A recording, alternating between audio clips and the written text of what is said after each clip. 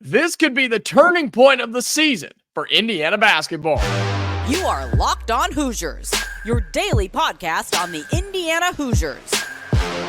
Part of the Locked On Podcast Network, your team every day.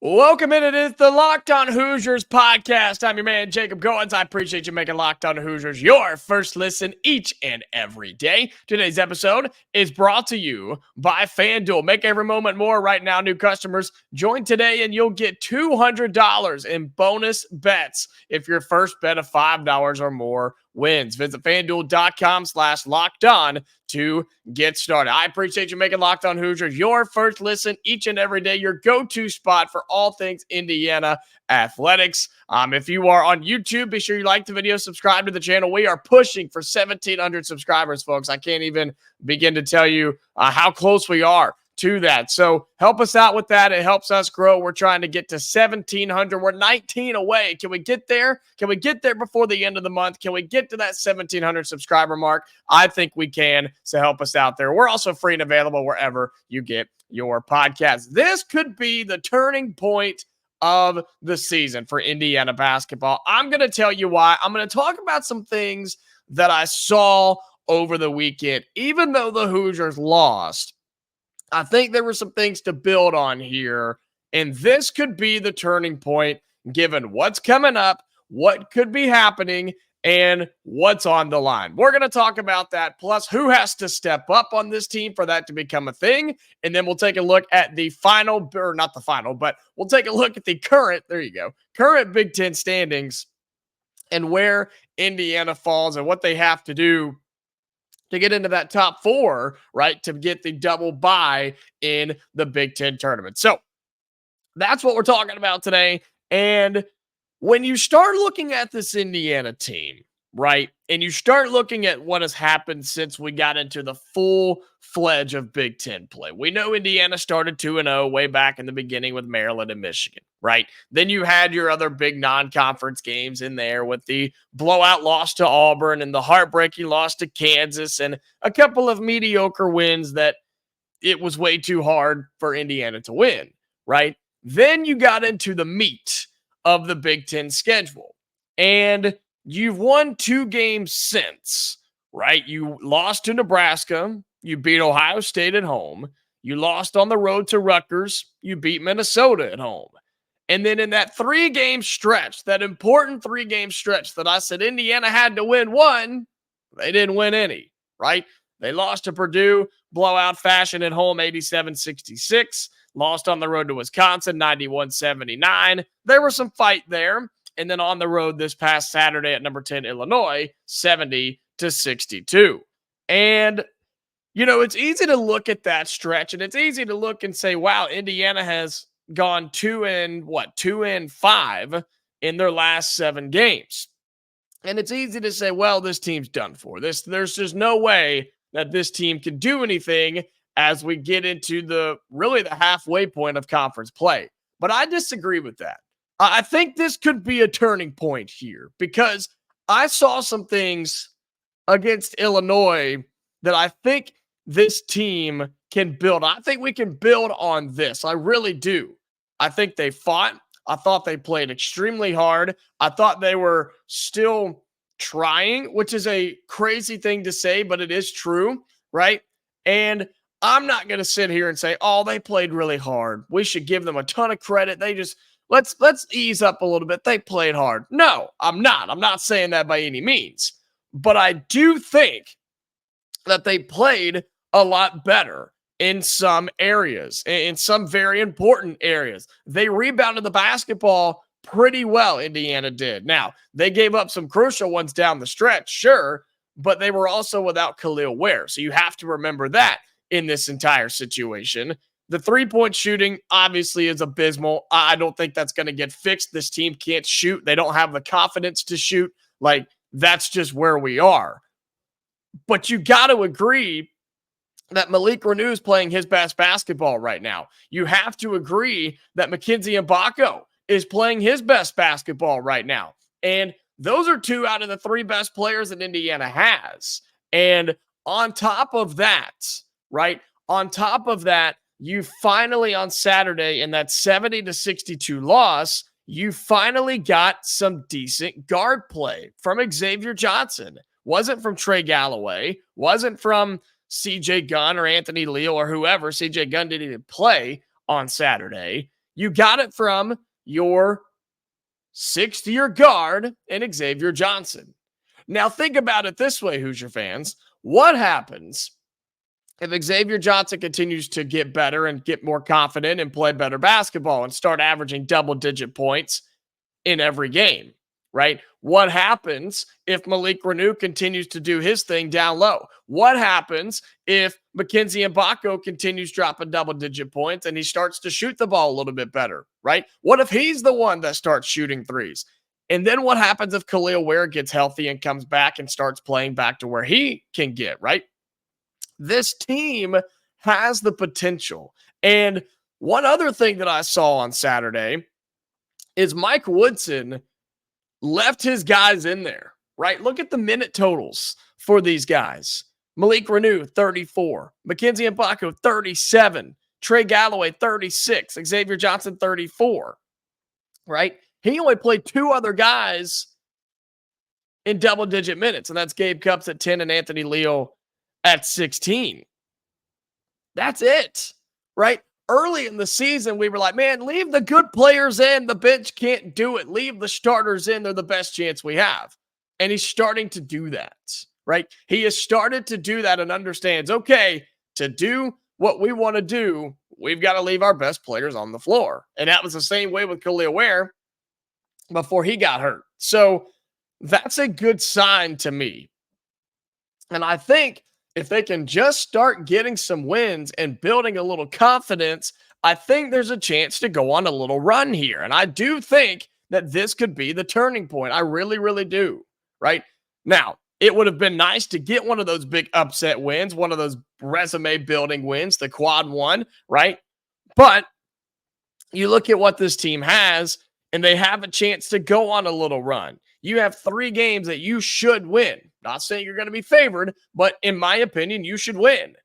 At home against Iowa, at home versus Penn State, and on the road at Ohio State. You should win those games, right? Those are the ones you're supposed to win. Then you have the date with Purdue on the road. That's something you worry about when you get there. Use these games to get better, so then by that point, you are legitimately playing your best basketball and use this as the turning point of the season. Well, coming up on Locked On Hoosiers, we'll talk about which players have to be better, step up to make that happen. How can this really be the turning point? You got to have your best players playing at the right time. We'll talk about that coming up in just a second here on Locked On Hoosiers. Today's episode of Locked On Hoosiers is brought to you by eBay Motors. Passion, drive, and patience. What brings home the winning trophy is also what keeps your ride or die alive. eBay Motors has everything you need to maintain your vehicle and level it up to peak performance. From superchargers, roof racks, exhaust kits, LED headlights, and more. Whether you're into speed, power, or style, eBay Motors has got you covered.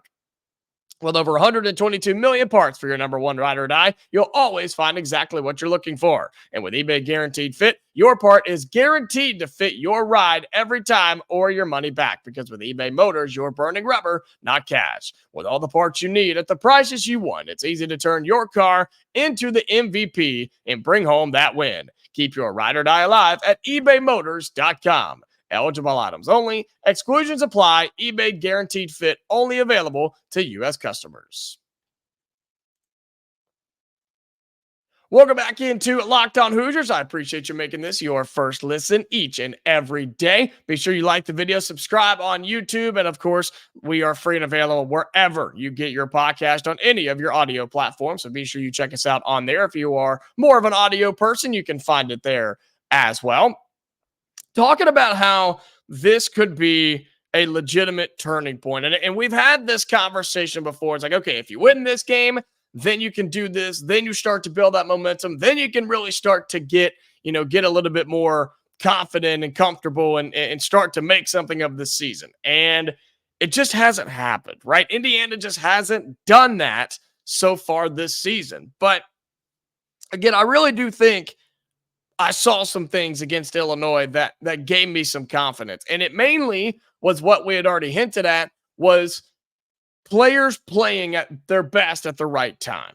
And I think Indiana could get to that point with Iowa, Penn State, and Ohio State your next 3 games.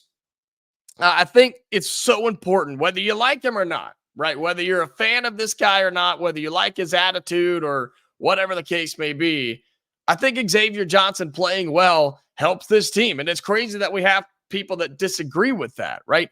Xavier Johnson playing well benefits Indiana basketball. It's just a fact.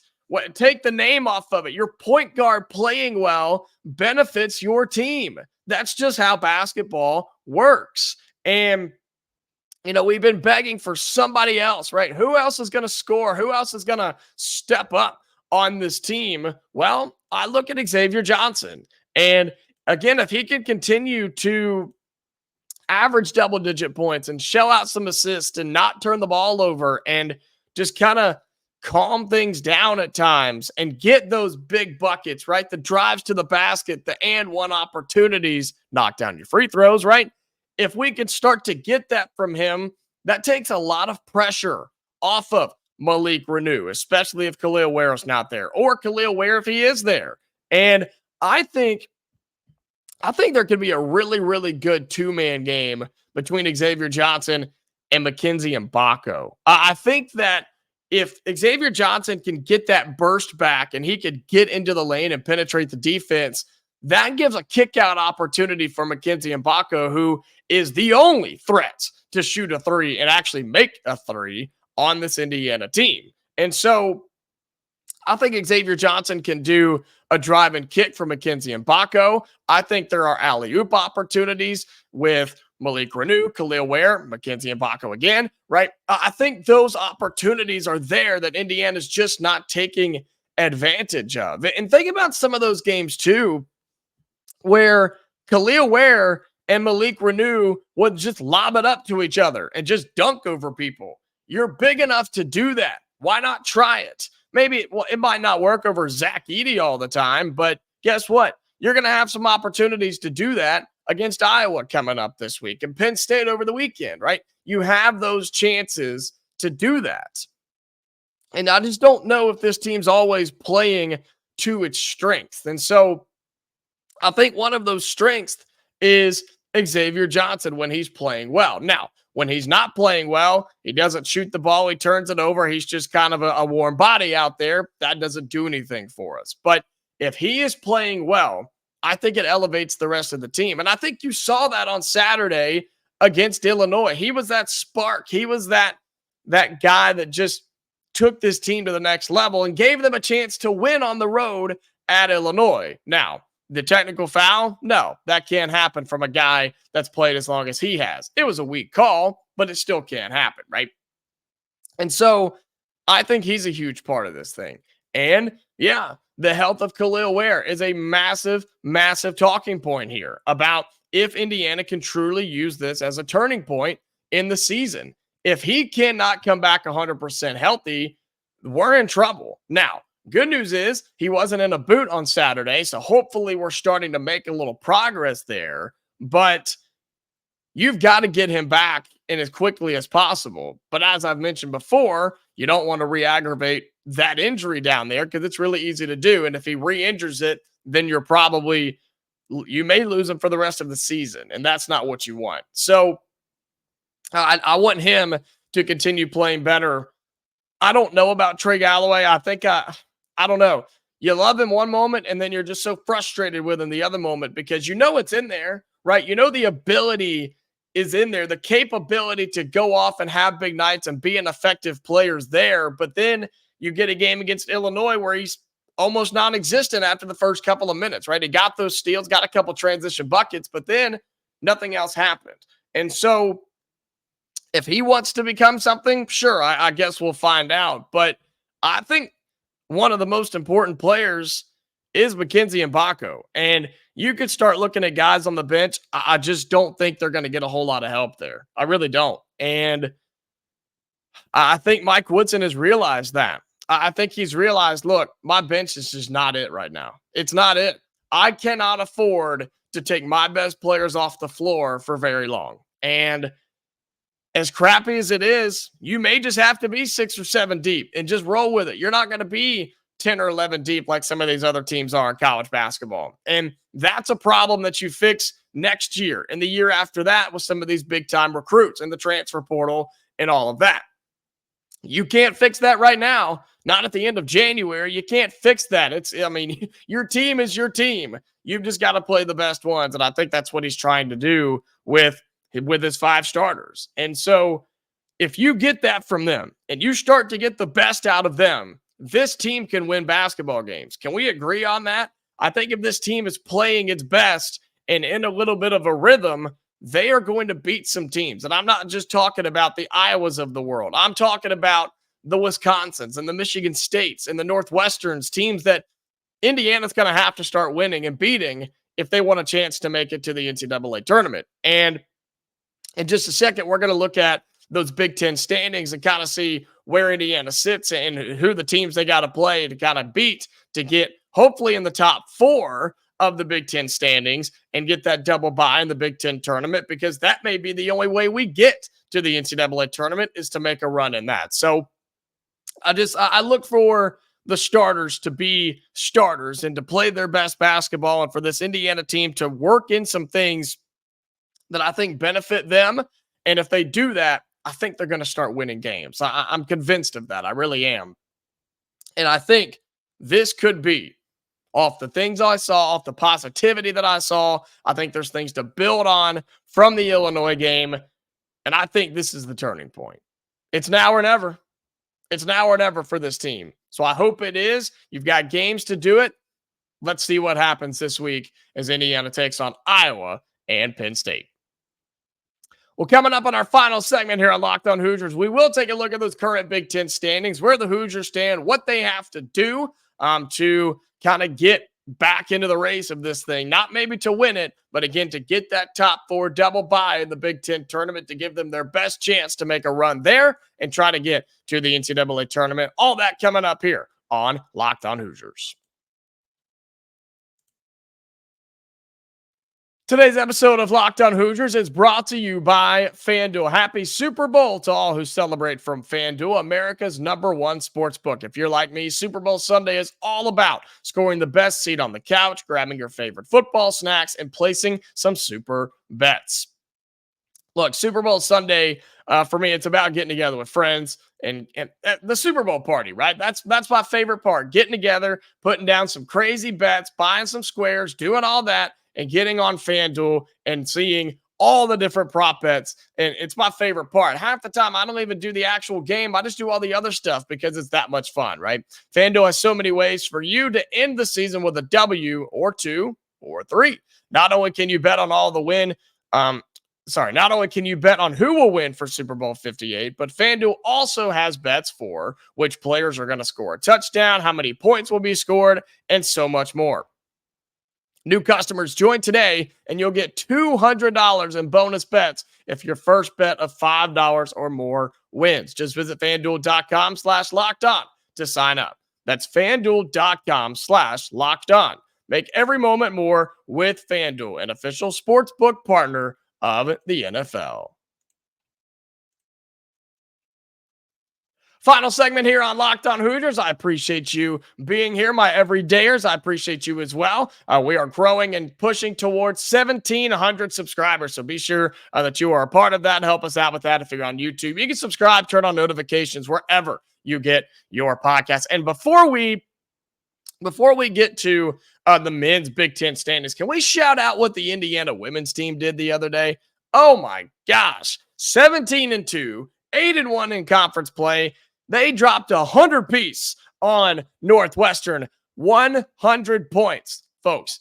And look, and this is not a slight by any means. 100 points just doesn't happen in women's basketball very often, especially in the college game. Like 100 points is a rarity in women's basketball, and Indiana did it with ease. They dropped 100 points, beat Northwestern 100-59. Listen to these quarter splits. Are you ready? 27 in the first, 23 in the second, 25 in the third, and 25 in the fourth. Indiana women's basketball rolling in the top 15 right now in women's college basketball. Mackenzie Holmes did her thing, 27 points. Listen to this stat too. 1, 2, 3, 4, 5, 6 different Hoosiers, Lady Hoosiers that is, were in double digits. That's phenomenal. Right. Hey, the men could take a piece of advice from that or two.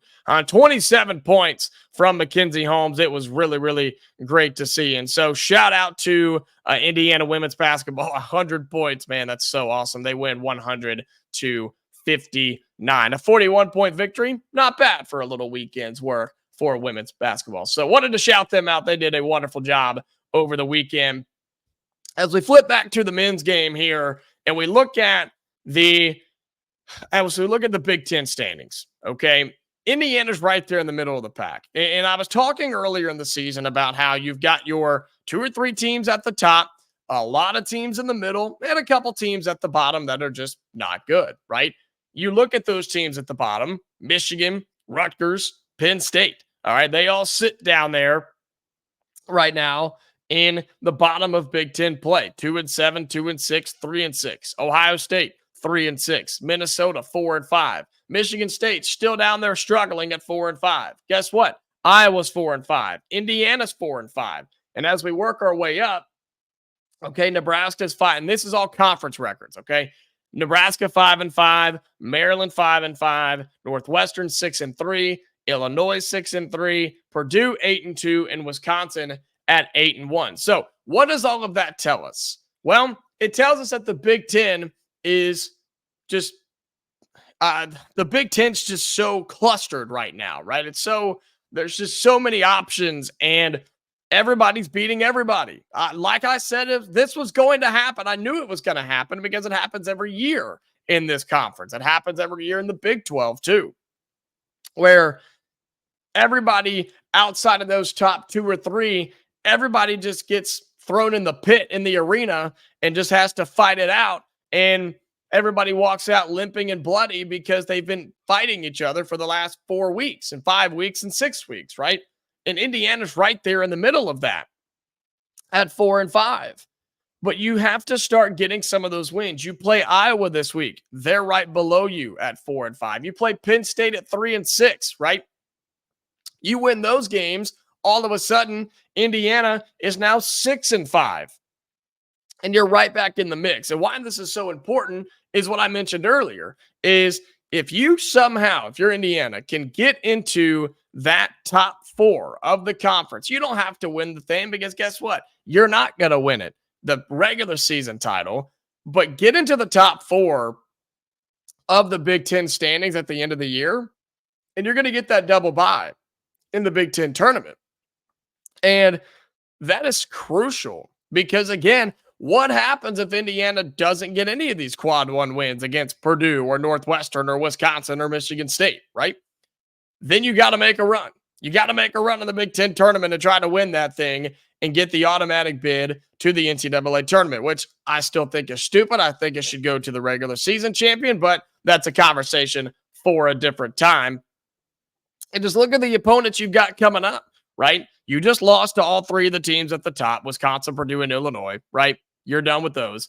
Northwestern, you've got on your schedule. Iowa have on your schedule. Michigan State's on your schedule. Ohio State and Penn State, all on your schedule. Nebraska is on your schedule, right? All of these teams that are right there around you in the Big Ten standings, you have an opportunity to beat them.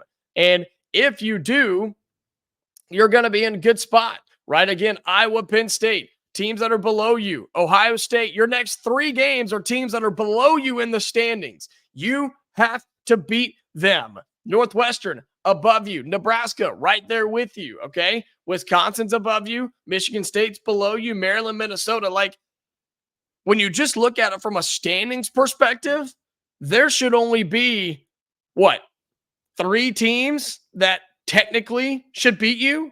I look at Purdue, Northwestern, and Wisconsin. Everybody else is below you in the standings on your remaining schedule.